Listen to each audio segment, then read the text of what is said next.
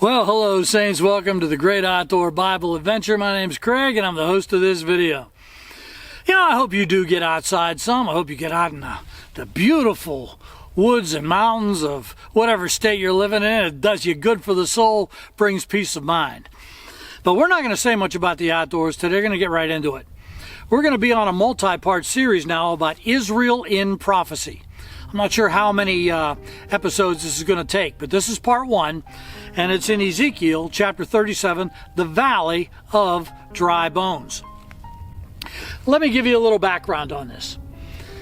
It was prophesied for a long time that Israel, because they had fallen away from God, or was outside of God's protection, and the enemies of Israel would be able to overrun her. And they did. In 597, Ezekiel himself was deported to Babylon.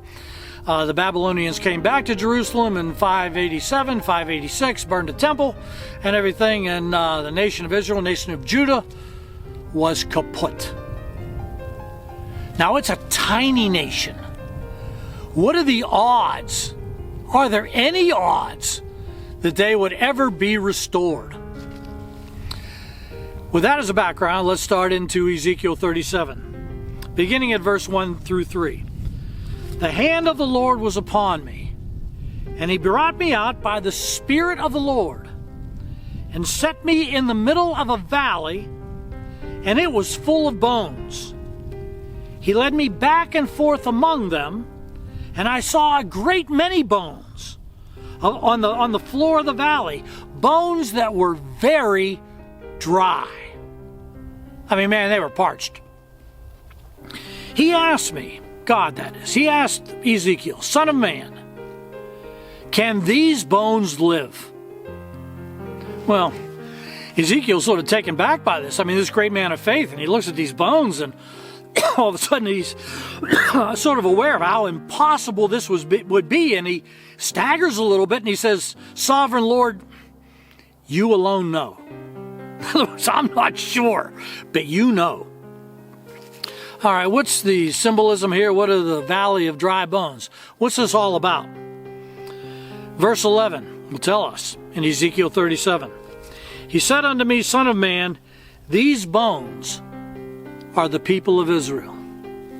They say, our bones are dried up, and our hope is gone. We are cut off. How could this tiny nation of Judah ever be restored again? They're nobodies. They have no power. They don't have military power. They don't have wealth. They've lost everything. And they're surrounded by military forces like Babylon, then the Medes and the Persians after that. What are the odds? And that's when God said to Ezekiel, Ezekiel, can these bones live? Can Israel be restored as a nation? And Ezekiel doesn't know what to say, so he turns and says, Sovereign Lord, you alone know. I'm not sure. But Israel's restoration was prophesied. In Jeremiah 25:11, Jeremiah prophesied, these nations will serve the king of Babylon 70 years. And that's it. In Jeremiah 29:11, this is what the Lord says. When 70 years are completed in Babylon, I will come to you and fulfill my good promise to bring you back to this place. Jeremiah said, you're only going to be there 70 years. How it's going to be? Well, he told Zechariah, it's not by might, it's not by power, but it's by my Spirit. Isaiah went a step further, and he prophesied the very name of the king who would do it. It wouldn't be a Babylonian. They would be overthrown by the Medes and Persians. And then he says in Ezekiel chapter 45, verse 13, I will raise up Cyrus in my righteousness, and he will make all his ways straight, and he will rebuild my city and set my exiles free. And he did that in 2 Chronicles 36:23. When he overthrew the Babylonians, he told the Jews, you can go back home and rebuild your city. Could you imagine what the Jews felt like when they found out that there was an enemy of Babylon where they were held captive, and their king was named Cyrus? Talk about a faith builder. Oh, some people say, scoffers say, well, that prophecy was written after the fact. How could God know the very name of that king? Oh, come on. I mean, how small is your faith? The God who creates the universe doesn't know what somebody's name is going to be. No, these are signs for Israel. All right, can these bones live? Will Israel be restored? Verses 4 through 8, back to Ezekiel 37. Here's what happens. Then he said to me, prophesy to these bones and say to them, dry bones, hear the word of the Lord. This is what the sovereign Lord says to these bones. I will make breath enter you, and you will come to life. Verse 6, I will attach tendons to you and make flesh come upon you and cover you with skin. I will put breath in you, and you will come to life. Then you will know that I am the Lord. Well, now Ezekiel, man, he's all right. So I prophesied. He steps out in faith. You know, our last video, faith that can move mountains. Well, here it is. He's flowing in the will of God, and he prophesies. Oh, it's inspiring. As I was commanded, as I was prophesying, there was a noise, a rattling sound, and the bones came together, bone to bone. I looked, and tendons and flesh appeared on them, and skin covered them, but there was no breath in them. This was the physical restoration of Israel. And it happened under Cyrus. They were told after 70 years of captivity, just like Jeremiah said. And the ruler, just like Isaiah said, Cyrus, go home and rebuild your city. You're set free. Saints, the Bible is so full of prophecies that came true, and these are for us. You may say, well, I'm not a Jew. I know that. Well, maybe you are, maybe you aren't. But it's so your faith would be built up in the Messiah, Jesus Christ. The bones came together, bone upon bone. That was the physical restoration of Israel. But now there's going to be a spiritual resurrection of Israel. A restoration.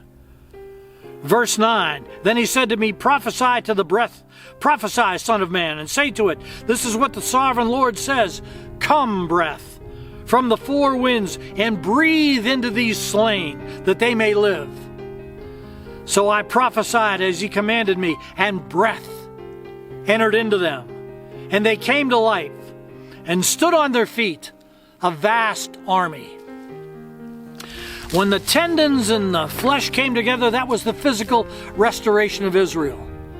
Now he prophesies to the breath. Hebrew, the wind, Hebrew, ruach, Greek, pneuma.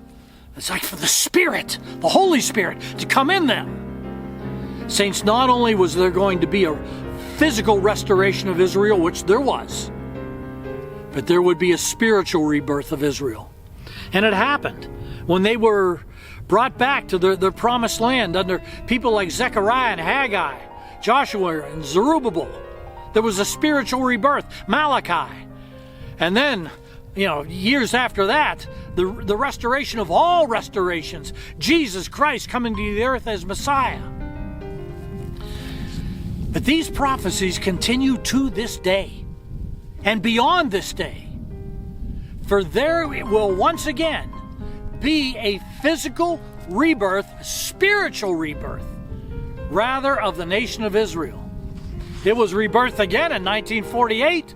They were once again restored as a nation, and there will be a spiritual rebirth. You can read about it in Revelation chapter 7, verses 3 and 4, where there's 144,000 Jews set apart from the tribes of Israel. The plagues of Revelation are not allowed to roll until these 144,000 Jews are set apart to be prophets in the end times. Is God done with Israel? Is God ever done with anybody? No, he's not done with Israel. Their best days lie ahead. I got to read this in Revelation 7. 3 and 4, do not harm the land or the seed of the trees until we put the seal on the foreheads of the servants of our God. Then I heard the number of those who were sealed, 144,000 from all the tribes of Israel. Israel and prophecy. They are restored as a nation against all odds. And there is going to be a spiritual rebirth among the Jews, embracing their Messiah. Next week, we will get into Israel and Prophecy Part 2. And this time, we're going to be in the book of Amos. Hope you enjoyed this video. We're going to put a couple other videos up about the prophecies being fulfilled. These are about the coming of Messiah, the first time, Jesus Christ. One, that he's going to be born in Bethlehem. And another one, it was prophesied he was going to be born of a virgin. Once again, these prophecies are for you so that your faith would be built up. Well, that does it for this episode of the Great Outdoor Bible Adventure. God bless you. Have a great day.